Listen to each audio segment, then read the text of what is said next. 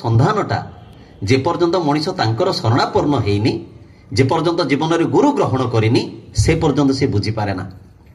ସେଦିନ ସତୀଶ ଚନ୍ଦ୍ର ଗୋସ୍ୱାମୀ ଯେ ଅଦ୍ୱୈତ ମହାପ୍ରଭୁଙ୍କ ବଂଶଧର, ଚିନ୍ତା କରନ୍ତୁ, ସେ ସମୟରେ ଯାହାଙ୍କର 12,000 ଶିଷ୍ୟ ସିଏ ଶ୍ରୀ ଶ୍ରୀ ଠାକୁରଙ୍କର ଶରଣାପନ୍ନ ହେଉଛନ୍ତି ଏବଂ ଶରଣାପନ୍ନ ହେଇକି ଅନେକ ପ୍ରକାର ଘଟଣା ରହିଛି, ସେ କଥାକୁ ମୁଁ କହିବାକୁ ଚାହୁଁନି। ତାଙ୍କର ଦେହ ସେ ଠାକୁରଙ୍କଠୁ ଅନେକ ବଡ଼ ବୟସରେ ଦେହ ଅସୁସ୍ଥ ହେଇଛି, ଖୁବ୍ ଅସୁସ୍ଥ ହେଇଛି। ଏରକମ ଅସୁସ୍ଥ ଯେ ତାଙ୍କର ପାର୍ଶ୍ୱଦ ଶିଷ୍ୟଗଣ ସମସ୍ତେ ଜାଣିସାରିଲେଣି, ସେ ପଡ଼ାରେ ହେଳି ପଡ଼ିଗଲେଣି ଯେ ସତୀଶ ଦା ହୁଏତ ଆଉ ବଞ୍ଚିବେନି, ଏକଦମ ବେଡ୍ ଡିଟେନ୍। କେହି ଜୋରରେ ଶବ୍ଦ ପର୍ଯ୍ୟନ୍ତ ବି କରୁନାହାନ୍ତି, କାଳେ ହାର୍ଟ ଆଟାକ୍ ହେଇଯିବ।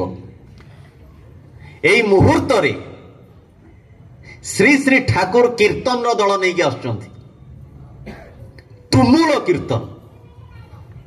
ଆମେ ତ ଅଜ୍ଞାନୀ ମଣିଷ, ଆମମାନଙ୍କର ଜ୍ଞାନ ଧ୍ୟାନ ଧାରଣା ନାହିଁ।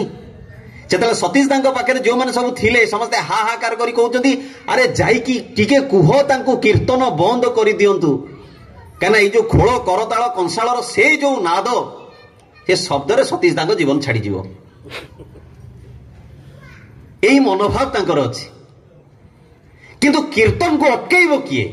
ଶିରୋମଣି ଶ୍ରୀ ଶ୍ରୀ ଠାକୁର ନିଜେ ଉଦଣ୍ଡ ଭାବରେ କୀର୍ତ୍ତନ କରିକି ଆସୁଛନ୍ତି, ବାଁ ହାତରେ ସତୀଶ ଦାଙ୍କୁ ଉଠାଉଛନ୍ତି, କାନ୍ଧରେ ପକାଉଛନ୍ତି, କୀର୍ତ୍ତନରେ ନାଚୁଛନ୍ତି ଏବଂ କେଇ ମୁହୂର୍ତ୍ତ ପରେ ଦେଖୁଛନ୍ତି ଯେ ସତୀଶ ଦା ଯେ ସମ୍ପୂର୍ଣ୍ଣ ରୂପେ ଶଯ୍ୟାଶାୟୀ, ଯାହାଙ୍କର କେଇ ମୁହୂର୍ତ୍ତରେ ମୃତ୍ୟୁ ହେଇଯିବ ବୋଲି ଲୋକ ଭାବୁଥିଲେ, ସତୀଶ ଦା ଉଠିକି କୀର୍ତ୍ତନ କରୁଛନ୍ତି, ଲମ୍ଫ ପ୍ରଦାନ କରୁଛନ୍ତି। ଶୁଣା ଅଛି ଯେ କାଳେ କାଳେ ସେ ଯୋଉ ଗୋଟେ ଗୋଟେ ଜମ୍ପ ପାଖାପାଖି ଗୋଟେ ଗୋଟେ ମଣିଷର ହାଇଟ୍ ପର୍ଯ୍ୟନ୍ତ।